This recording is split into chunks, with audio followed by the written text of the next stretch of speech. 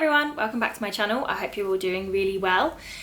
So it is October, and October means two things generally: Halloween and all things pumpkin-y, and two, it's nearly November, and November means Nanowrimo. Nanowrimo, for those of you who don't know, is a writing competition, kind of, though you're not really competing with anyone besides yourself, for writers to basically get down 50,000 words of a project. It can be a new project, it can be one they're already working on, it doesn't really matter. It's just the aim is to get the words on paper. I've never done it before. I've known about it for a long time, but I've just never really made myself do it. And the reason behind that is I've always kind of said I've believed in quality over quantity, and I don't work well under pressure, and basically it's all just lots of excuses because I've never felt confident enough to do it. And the more I get into writing, the more I realise that actually at this stage of starting a new project, it is literally about quantity over quality. I don't know who said it, but there's a quote that literally everyone reels off at this time of year, or any time of year when you're writing a book. You can't edit a blank page, and that is 100% true. You just need to get the words down and then go from there. So I am going to give Nano a go this year. I've not done it before. I'm very nervous. I'm definitely ready to become a complete recluse in November and hide away from all other responsibilities. Yeah, I'm quite excited. I'm kind of building it up in my head now that if I fail, or if I don't hit the 50k, I've got however many k it is more words than I had before I started. So either way, it's a success, and I'm really looking forward to it. And I'm also looking forward to meeting new authors through it. So when it does happen in November, authors do tend to hide away in offices or wherever, but they do actually become more social online almost. So many people do Nano now. It's such a massive social thing. Yeah, so I'm really looking forward to that element of it. So as it is Nano next month, there are lots of things flying around now for something called Preptober, which I had not heard of before.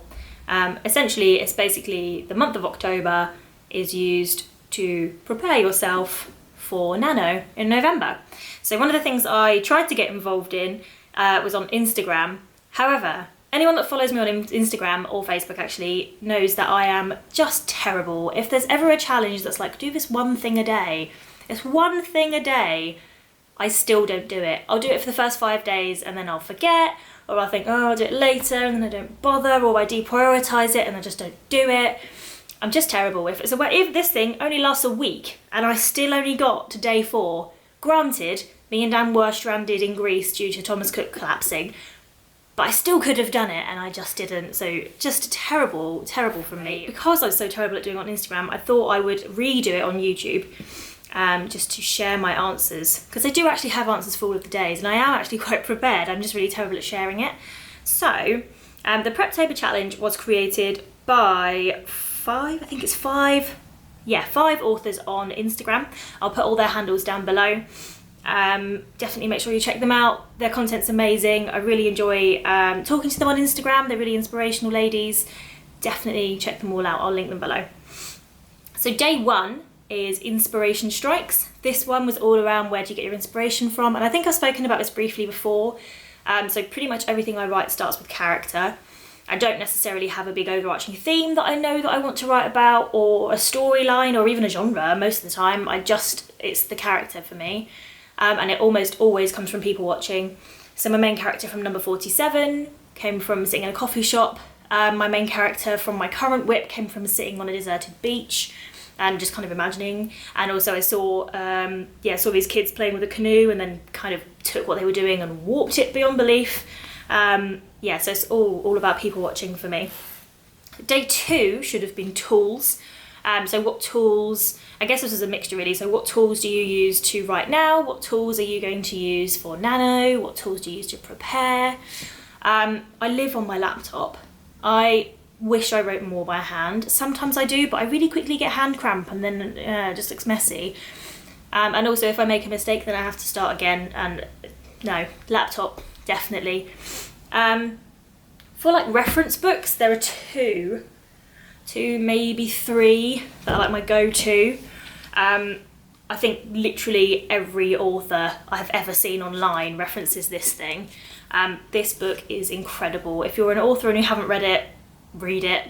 It's insane. It's so good if you've already got maybe the basis of an idea and you just need to know how to lay it out, how to format it, how to just get the pacing right. This is really good for pacing. I definitely recommend this. Definitely give it a go.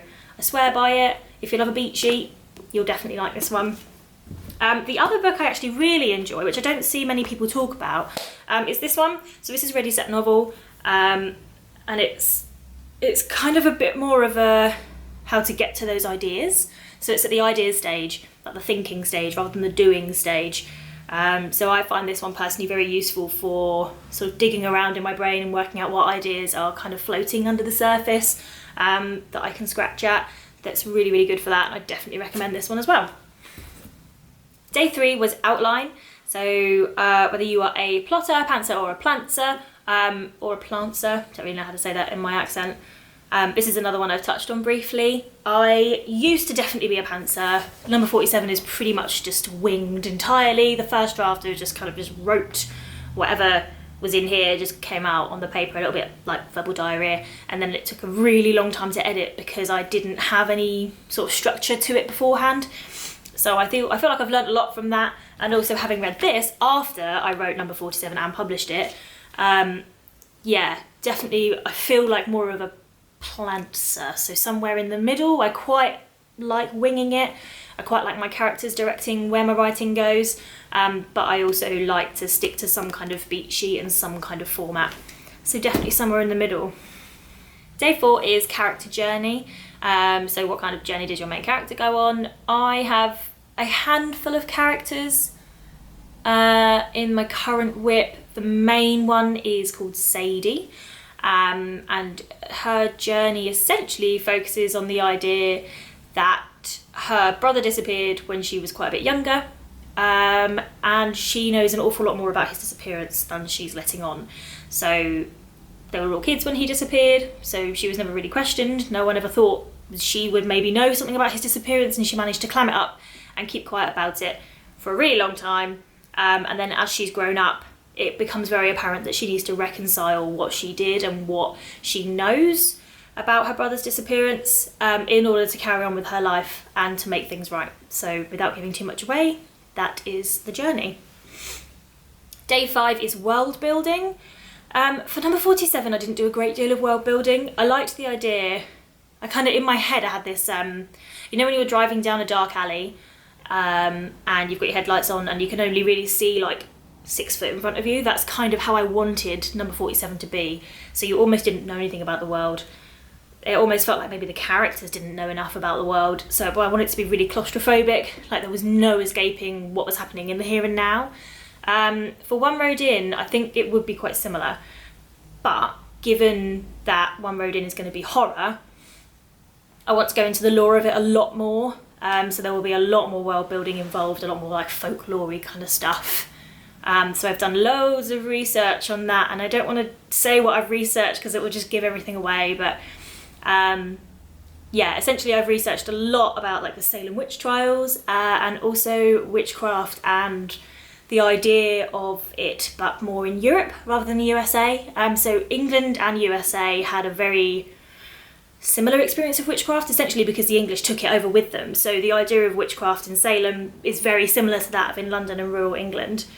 But Germany, wow, Germany had a different experience entirely, and I really want to focus on that kind of aspect of witchcraft and the idea of being accused of being a witch.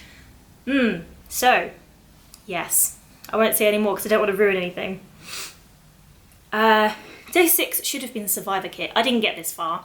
I'm not even sure I actually wrote anything on Instagram about world building. I think I gave up or just forgot.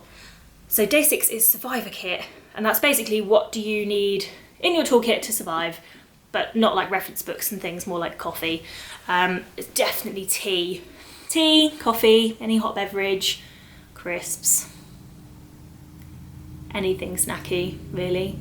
That's about it, to be honest. Maybe headphones. If I'm in a cafe and it's noisy, or if there are really loud children, then definitely headphones.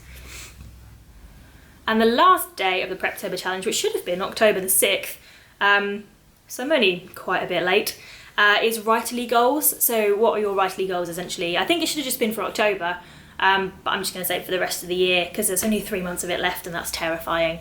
So my goals for October are to be totally prepped for Nano. I want to go into a bit more of the world building and understand the lore of what I'm trying to do. So it just feels really watertight. And then obviously November, I want to get 50k words down. And December, I actually want to wrap up my first draft of One Road In so I can put it away over Christmas and then after New Year come back to it and start editing pretty sharpish. I think for One Road In I'm going to try and actually traditionally publish. I'm not entirely sure yet. I'm also thinking of checking out Unbound, which I've only read one book that was published on Unbound before and it's great.